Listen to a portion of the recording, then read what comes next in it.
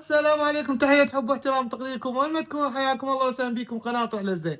مثل ما عودناكم خلونا نصلي على الرسول افضل الصلاة عليه والسلام، واذكروا الله يا جماعة الخير، وخلونا لايك وكومنت واشتراك، ولا تنسونا اهم شيء تحفيزكم بالكومنتات اللي يحفزني ويخليني اقدم لكم كل ما هو جديد ويانا. اشكركم من القلب على كل شخص دا يوقف ويانا ويدعمنا ويسندنا باللايك او التعليق الحلو.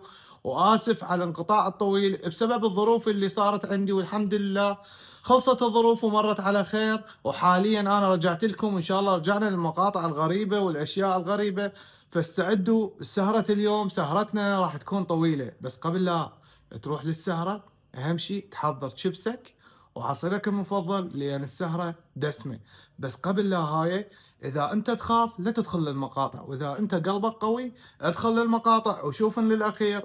وأهم شيء أكو هدية إلك بالأخير، انتظرها راح أراويك إياها. تمام، خلونا نكمل ونحكي. بس قبل لا نكمل اربط الأحزمة ويلا ننتقل بالرحلة مالتنا. شباب اليوم عندنا عبارة عن كوكتيلات مرعبة، راح نحكي بكوكتيلات مرعبة، يعني مقاطع غريبة وقصص قصيرة من هواي أشخاص راح أجمع لكم إياها بهاي الحلقة وأنزل لكم إياها، وانطوني رأيكم بالكومنتات، وأنكم تكتبوا لي شنو رأيكم، منو أكثر قصة خوفتك. راح نبدي ويا قصة هذا الشخص اللي يشتغل بالبناء، هو دا يبني او دا يعمر الغرفة او البيت هذا اللي احترق. قصة هذا البيت انه اكو بنية كانت صغيرة عمرها 10 سنوات، هاي البنية توفت بحادث مؤسف، يعني صار حريق بالبيت وماتت هاي البنية اللي عمرها 10 سنوات. الشخص دا يبني ويشتغل وهذا فجأة ترك البيت ما بي شيء، راح ورجع ثاني يوم الصبح، فقرر يجي يبني يشتغل العفو بالغرفة، وإذا يشوف عبارة عن آثار رجليا موجودة مع طفلة صغيرة ماشية إلى الحائط. تفاجأ بالمنظر اللي شافه، وقبل رفع تليفونه وبدأ يصور ويحكي لأصدقائه أو للأصدقاء اللي يتابعونه أو متابعينه، يقول لهم هذا القصة صارت وياه. فتفاجأ الشخص بعد ما شاف التعاليق، كمية التعاليق من الناس قالوا له انتبه اكو شيء غريب بالفيديو مالتك. هو ظل الولد مصدوم، ففجأة واذا اصدقاء من اللي يتابعون هذا الشخص قرروا انه ياخذون الفيديو، والمتابعين كانوا جدا ذكيين بحيث قللوا سرعة الفيديو، واذا يشوفون اول ما رفع التليفون بده يصور الاثار يسمعون العفو المتابعين مالته يسمعون كلمة هاي بالانجليزي يعني مرحبا، تمام، وصوت طفل صغير او بنية. وبعد ما خلص التصوير قبل لا يخلص بدقائق هماتين رجعوا بالبطيء لقوا انه اكو كلمة باي يعني مع السلامة، تمام، هماتين صوت بنت. فهذا المقطع ظل غريب بالسوشيال ميديا، ولهذا يومنا وهذا حساب الشخص موجود، راح ابقي لكم اياه وتشوفون انه هذا الشخص اللي نزل الفيديو. وظلت القصة لهذا يومنا ما لها اي. The only one besides the owner with the key, and the owner lives all the way in New York. I'm in Oakland, California. So this unit had a fire a few years back. This was a little girl's room. Crashed my bed, I've been chills, hair standing up on my arms. But the girl that happened to pass away in this unit was 3 years old. Look at what the fuck I see on the ground. Those are not an adult-sized footprint. 1 inch to the wall. This is where her bed was at, right here. I talked to the owner, I video called him and everything. And I've been here and little kids laughing. I just thought it was coming from outside, but it's like a little, I felt something go like this in my ear. Yeah, I hear all the activity coming from that closet and right here, but this really baffled me. When he posts this video to the internet, his viewers notice something even creepier that David didn't even hear. At 1 minute and 58 seconds into the video, a soft female voice can be heard saying, "Hi." Yeah. No. No. Then again, about 15 seconds later, as David signs off his video, the soft female voice is back, and it can be heard saying, "Bye." God is love. 2 letters. 2 letters. Now, David says that no one else was there with him, and it should be noted that David has never posted any paranormal video to his page before this. ما لها اي تفسير. تعالوا ندخل بالقصة الثانية اللي أغرب من القصة هاي، اللي هم طفلين عايشين ببريطانيا بسنة 1971. تعرفون قبل كانت البيوت تكون عبارة قريبة عن الغابات والأشجار، فطلعوا الأطفال يلعبون وهذا الشيء فجأة ويلقون عبارة عن حجرين، وهاي الحجرين أشكالهم كأنما جمجمة أو كأنما شكل بشر موجود مرسومة، يعني عيون وخشم وهذا الشيء. راح أبقيكم الصورة وتشوفونها. فجابوا ذن الحجرين عبانهم كدمية أو كلعبة لأن أطفالهم ما يعرفون. فجأة وإذا أخذوهم للبيت، وبعد ما أخذوهم للبيت بدت اللعنة الحقيقية تمر بيهم، بحيث أنه البيت كانت تتحرك الأشياء به وأصوات غريبة، بحيث العالم كلها ظلت تتناقل هذا الخبر. ولهذا يومنا موجود القصة، وراح أبقيكم الصورة مالتها، راح تشوفونها وراح تتفاجئون بالشيء اللي شافوه هم بعد ما ظلت آثار بالبيت تتحرك، أشياء تتكسر، أمور. فهم خافوا من هذا الشيء، على طول قرروا إنه يرمون هالحجارتين.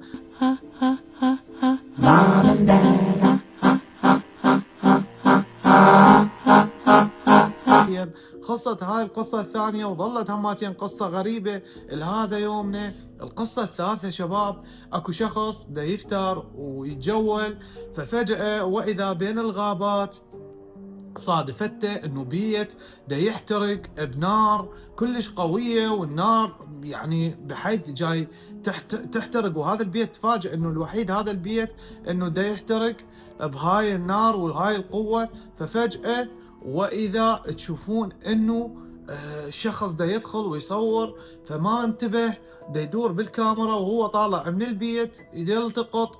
فد هذا الشيء راح ابقي لك اياه واشوفه وارجع.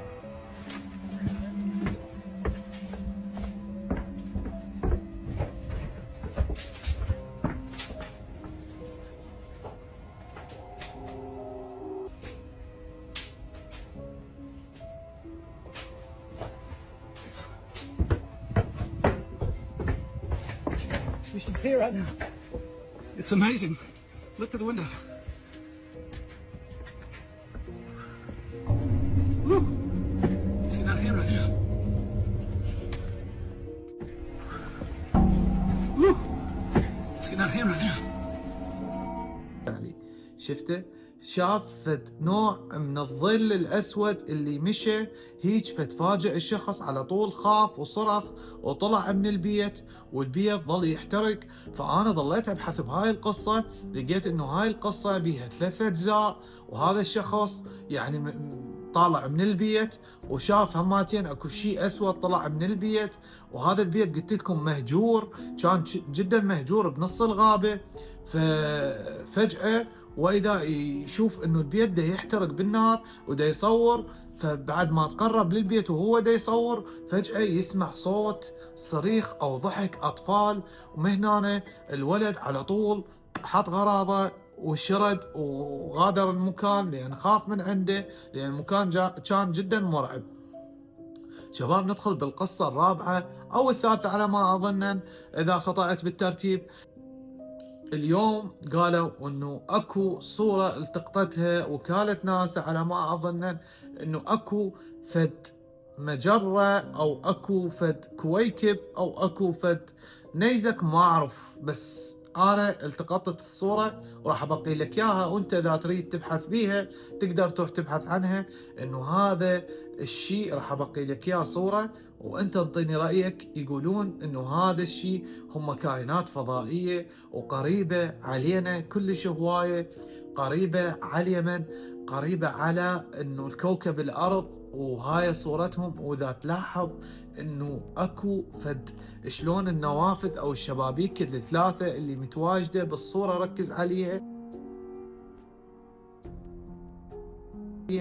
راح تشوفهن وتركز عليهن. الأكثرية فندوا هاي النظرية وقالوا لا، إنه هو مجرد نيزك أو حجر طائر بالسماء وموجودة، أو أشياء تكسرت بالسماء أو بالفضاء وصارت هذا الشيء. فأنتم انطوني شنو رأيكم بهذا الموضوع؟ شباب مو بس لهنا تنتهي الغرابة عندنا، أنا ضامن شيء بالأخير ردت أصدمكم به. الشيء اللي يصدم إنه أكو شخص يقول إنه أنا يعني جدتي طول النهار تظل واقفة أو تصفن وبيها شلون توحد أو مريضة، يقول فجأة وهي توقف، دائما توقف وما تتحرك يعني بالمطبخ وهذا الشيء وتظل. فمصور لها مقطع، راح ابقي لكم المقطع تشوفونه، من مصوره هو الها هذا ابنها، يقول انه ما تتحرك وتظل واقفه. بس المشكله مو هنا يا شباب، اذا تلاحظون انه طلعت المكنسه من الحجيه وصور المكنسه الذكيه، اذا تعرفونها ان المكنسه الذكيه بصوره عامه اذا شافت شخص قدامها تظل ما تمشي وتوقف، تمشي وتوقف، تمام؟ يعني شلون جاي الردم بشيء حلو. راح تشوفون المقطع الفيديو ايش قد غريب، بس انا بحثت عنه ولقيت انه هذا المقطع به اكثر من جزء او اكثر من مقطع هو منزل صاحب الفيديو. فمنزل مقطع ثاني صدمنا بعد اكثر، انه تطلع المكناسه من المطبخ وتجي باتجاهه وتمشي باتجاه مباشر. يعني هسه اليوم المكنسه من تمشي تتجه باليمين او باليسار او كذا، تمام؟ هي مباشره ورا هذا الشخص، بحيث طاحت المكنسه وكملت تمشي ورا هذا الشخص لحد ما لحقته للغرفه. هو سد الغرفه وخاف من عندها لان شافه انه شلون شخص دا يلاحقك فجاه، واذا المكنسه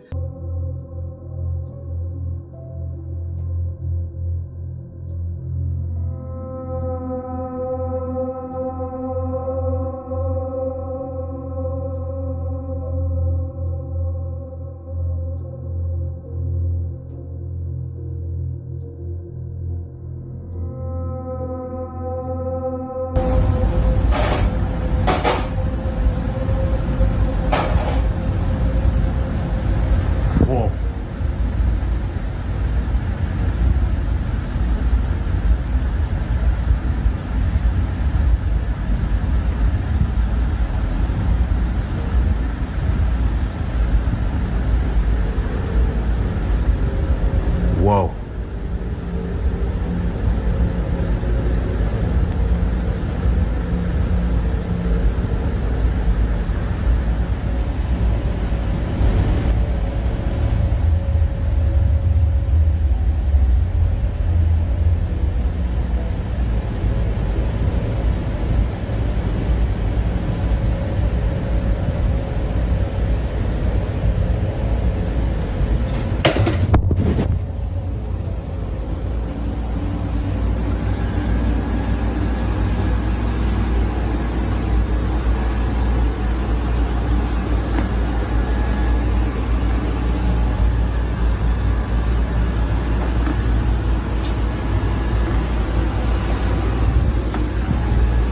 Yo.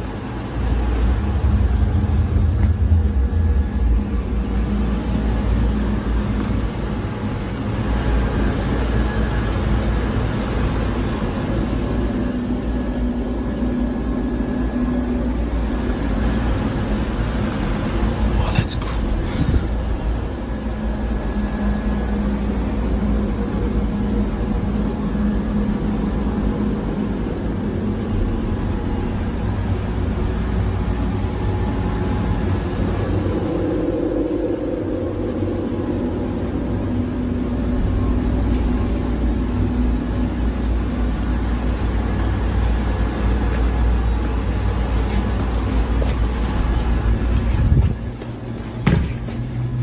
شفتوها انه انقلبت من فوق لجوا. فالمقطع صراحة كلش خوفني، وقررت انه انا بعد ما اشتري اشياء الكترونية او هذا الشيء من وراء هذا الموضوع، لان جدا يخوف ومرعب بنفس الوقت. انه اليوم تشوف هيك شيء غريب، انه اليوم مكنسة كهربائية تتجه بكل الاتجاهات، ماكو مكنسة تمشي مباشرة، يعني مباشرة وراك وين ما انت تمشي. فشي غريب صراحة وما يدخل العقل. الشيء صدمني الأكثر طبعا شفت مقطع حماتين، انه شخص او انسانة تقول انه انتم تقول عندي طفله انا صغيرونه، وهاي الطفله جدا صغيره تحب الرسم وهذا الشيء. تقول فجاه وهاي الطفله شفتها راسمه بحدها وهي صغيره، راسمه رسمه، بس الرسمه جدا غريبه. فتعالوا نشوف وياكم الرسمه وارجع نعلق على الموضوع. فتعالوا شوفوها وخلنا نرجع. This is a knife.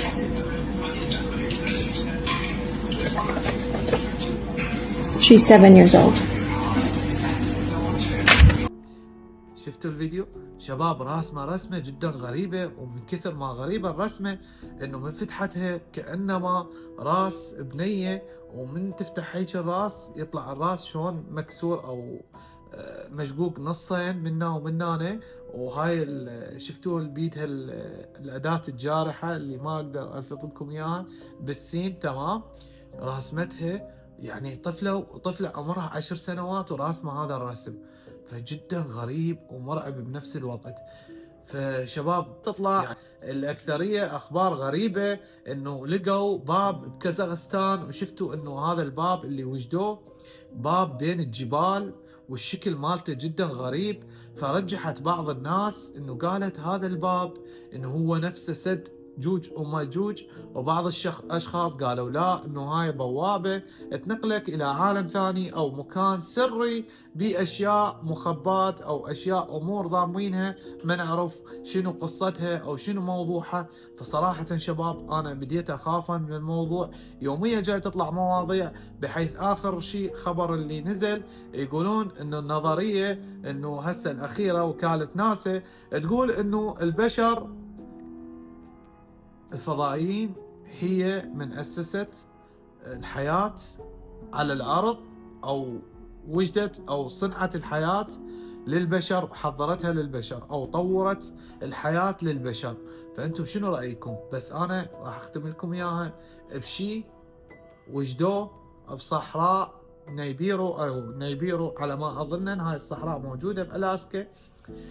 فوجدوا هاي الهياكل العظمية وحطوها بالأشعة السينية، وشوف شنو لقوا وشوف شنو شافوا وفندوا الموضوع. راح أبقي لكم الفيديو شوفه وانت انطيني رأيك. this eagle be able to survive for so many years. When Constantine pulled out the sample and we saw the gray skin, then I knew, because I know that body.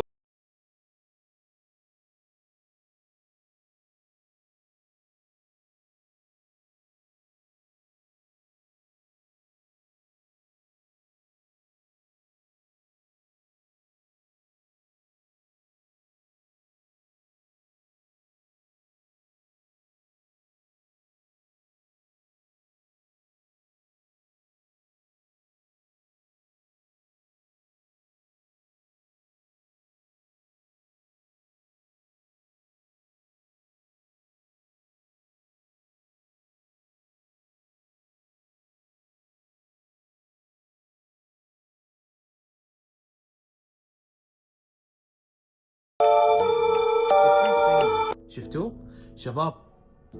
الموضوع جدا غريب يعني قد ما انت تحاول انه تبتعد عن الموضوع يلفت نظرك سبحانه وتعالى. يعني الله سبحانه وتعالى من خلقنا ما خلقنا وحدنا، مستحيل.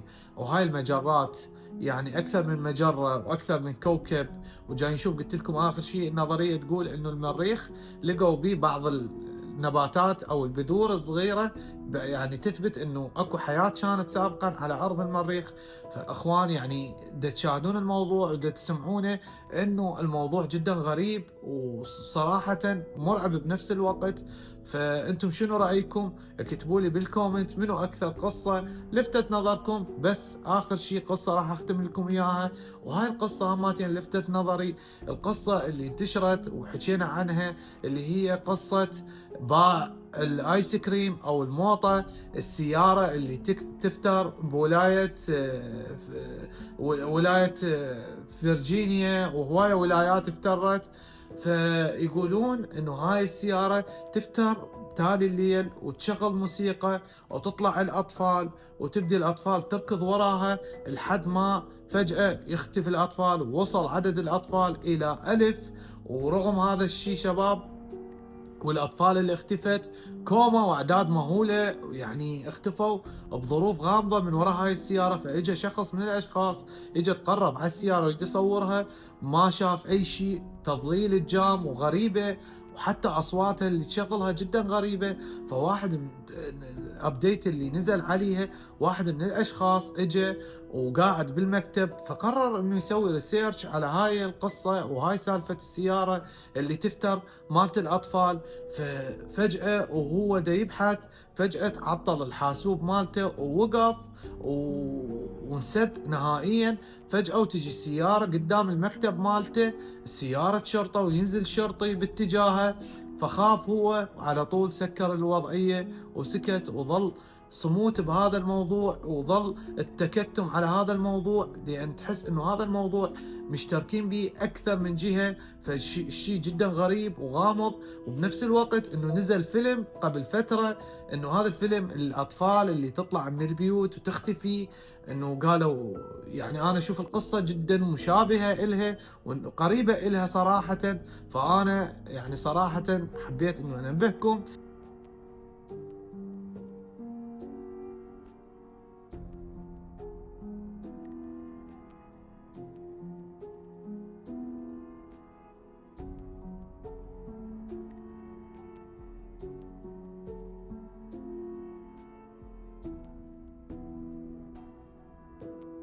ووصلنا لنهاية القصة أو نهاية القصص اللي نزلت لكم إياها كلها وحكيت لكم عليها. كتبوا لي بالكومنت شنو رأيكم بآخر قصة. بس فقلت لكم الشيء اللي اختفى آخر شيء وانتهينا ووصلنا لنهاية القصص كلها. وقلت لك اكو هدية ضامها إلك أني لا تنساها، حبيت أذكرك بيها. فالهدية يا أخي هدايا كوما، يعني أنا أشكركم من القلب على تعليقاتكم وإيجابياتكم، وهذا الشيء